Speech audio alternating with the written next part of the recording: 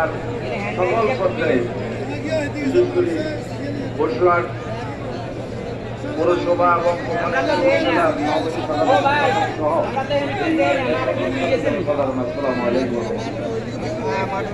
চেয়ারম্যানের সাথে আমার দীর্ঘদিনের সম্পর্ক। সেই 1991 সাল থেকে তার সাথে আমার ব্যক্তিগত সম্পর্ক ছিল।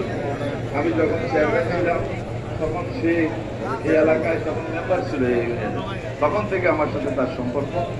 যাক, এখন সেই তাকে যে নির্মমভাবে তারা এই পরিকল্পিতভাবে তারা এই হত্যাকাণ্ড ঘটিয়েছে, আমরা আজকে এই সভা থেকে এটা তীব্র নিন্দা জানাই এবং প্রকৃত দুষ্কৃতিকারীদের যাতে করে বিচার হয় এই জন্য আমি আজকের এই সভা থেকে প্রশাসনের কাছে দাবি রাখি ভবিষ্যতে যারা এই জাতীয় কোনো ঘটনা আর না ঘটে এই জন্য আমি সকলকে আহ্বান জানিয়ে এবং যাতে করে জান্নাতবাসী হয় এবং তার যে সন্তানরা আছে তারা যারা এই আল্লাহর রাব্বুল আলামিনের কাছে দোয়া করে। আসসালামু আলাইকুম ওয়া রাহমাতুল্লাহি ওয়া বারাকাতুহু।